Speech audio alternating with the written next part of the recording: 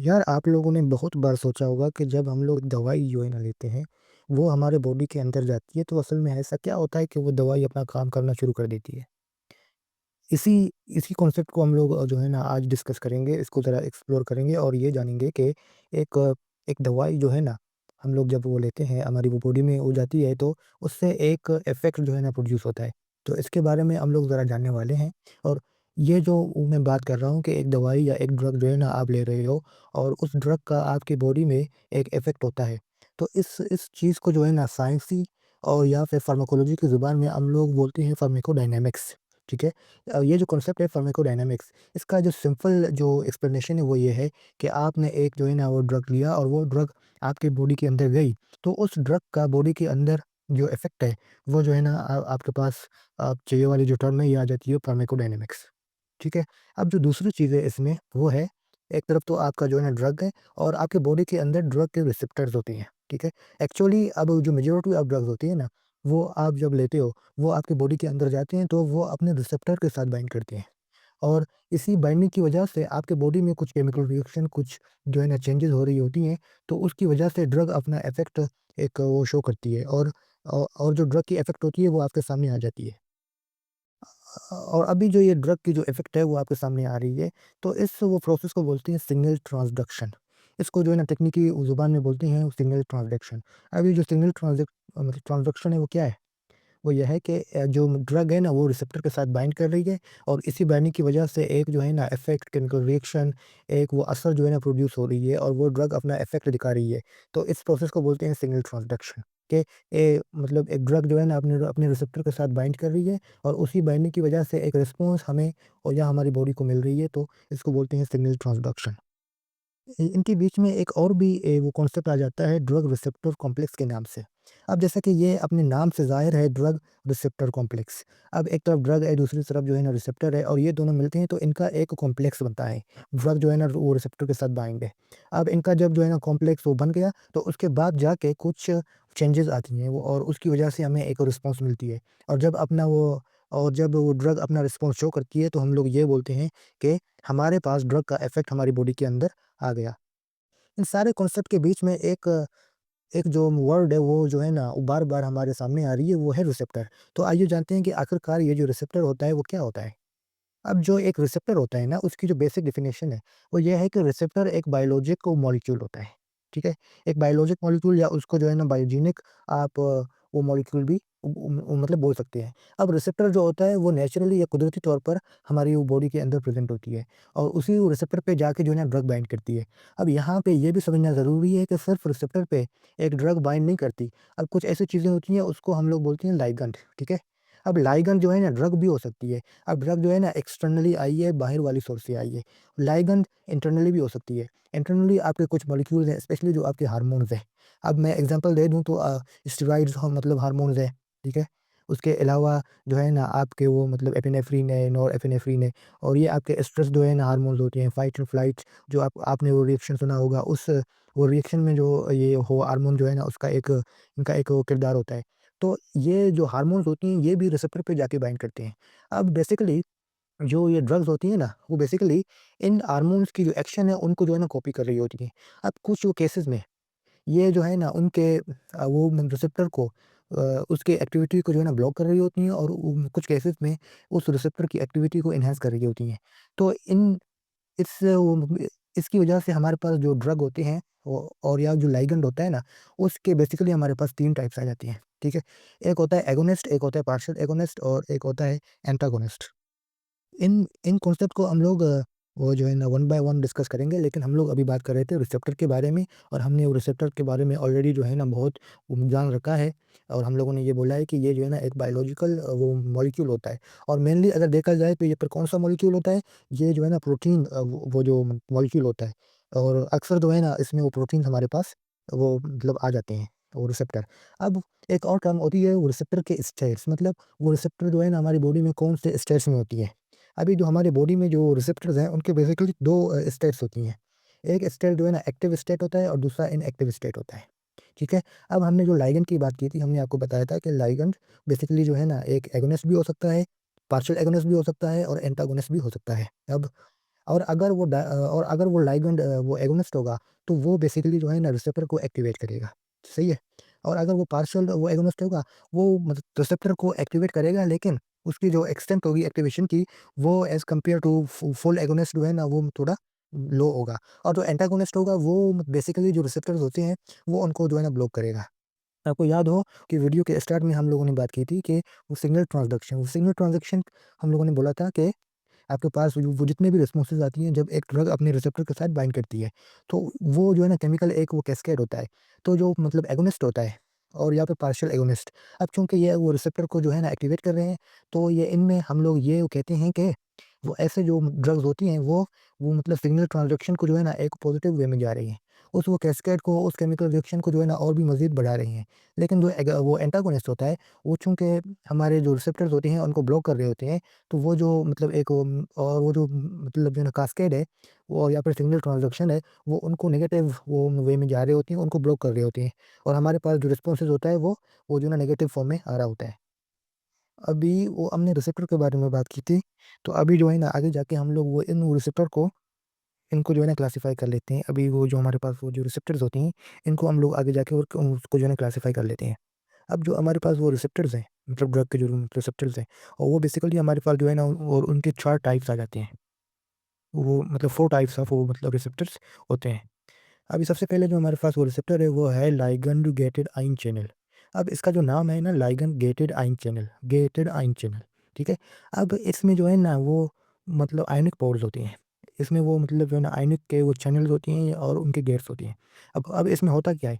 इन receptor में ये होता है कि जब भी लिगैंड वो बाइंड करता है, अभी वो मैंने आपको बताया कि लिगैंड जो है ना एक्सटर्नली एक ड्रग भी हो सकती है, और इंटरनली जो आपके बॉडी के जो हार्मोन्स होते हैं, वो भी हो सकती है। जब लिगैंड इनके साथ बाइंड करती है, तो इनके आयन्स के जो चैनल्स होते हैं, वो ओपन हो जाती हैं।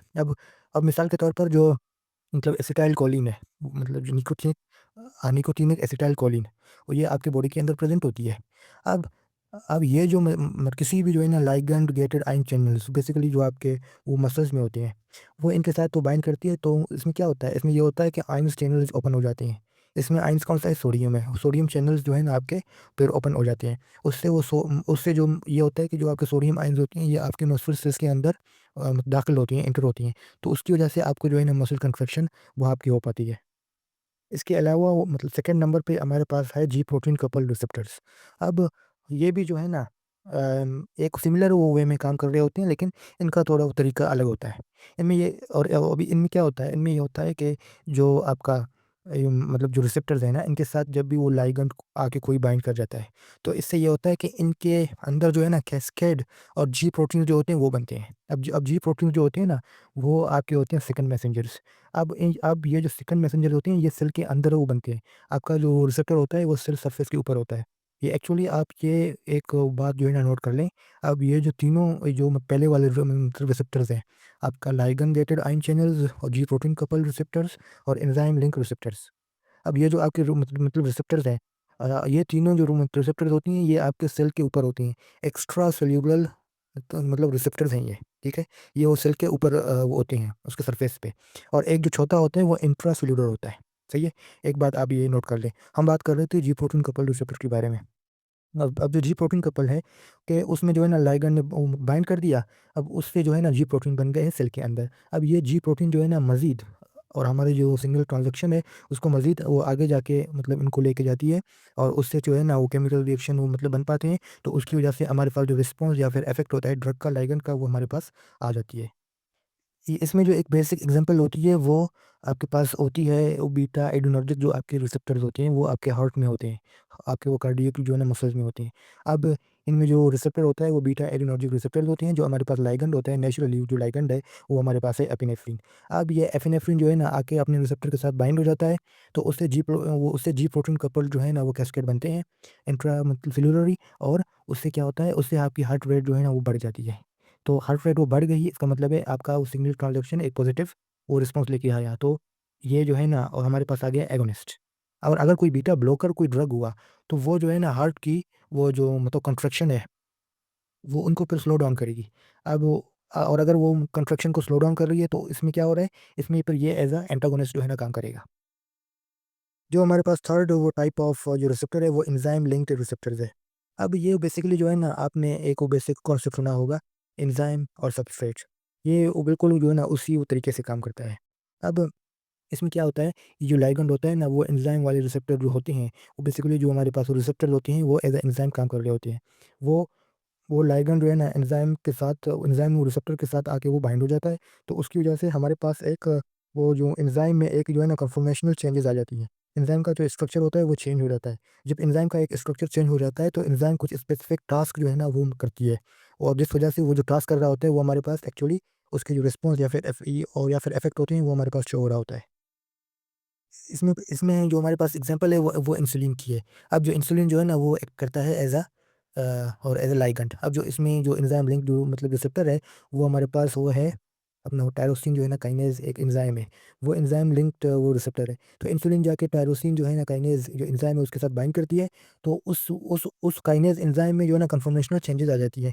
तो इसकी वजह से ये हो रहा होता है कि जो मतलब ग्लूकोज़ की मेटाबॉलिज़्म होती है वो और भी ज़्यादा हाई हो जाती है, जिसकी वजह से वो जो हमारे ब्लड ग्लूकोज़ के जो लेवल होते हैं, वो जो है ना लो हो जाते हैं, और इस वजह से हमें एक वो लो ब्लड ग्लूकोज़ वो की जो मतलब रिस्पॉन्स होती है, वो हमें वो देखने को मिलती है। तो इस तरह इंसुलिन हमारे ब्लड वो जो शुगर लेवल है, ग्लूकोज़ लेवल है, उसको डाउन कर रही होती है।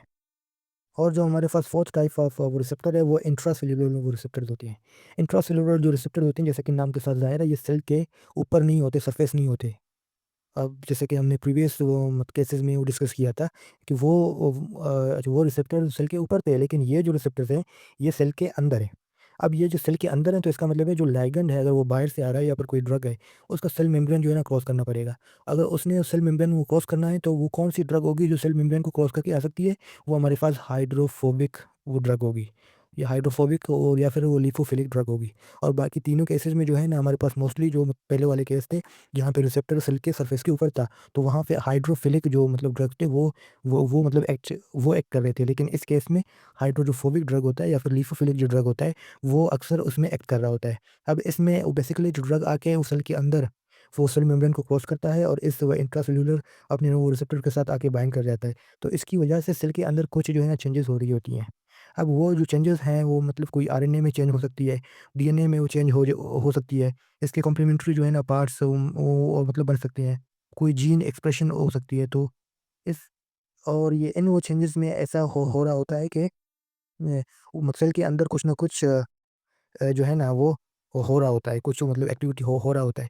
अब इसमें जो हमारे पास वो बेसिकली जो हमारे पास एंटीबायोटिक्स जो ड्रग्स होती हैं, और वो एक्चुअली जो है ना और मतलब ऐसे वो काम कर रहे होते हैं। अब जैसे कि एंटीबायोटिक्स है, उसने जो है ना बैक्टीरिया के अगेंस्ट वो काम करना है, तो उनका प्राइमरी टारगेट होता है डीएनए या उनका वो आरएनए होता है। वो सेल के अंदर जो है ना ड्रग वो क्रॉस कर जाती है, आके अपने रिसेप्टर के साथ बाइंड कर जाती है। तो उसकी वजह से उन और बैक्टीरिया का जो डीएनए या वो फिर आरएनए होता है, वो फिर उसमें कुछ एक्सप्रेशन जो है ना हो रही होती है, जिसकी वजह से वो जो बैक्टीरिया होता है उसकी डेथ हो जाती है, और हमारे पास एंटीबायोटिक जो मतलब रिस्पॉन्स होता है वो हमारे पास आ जाती है।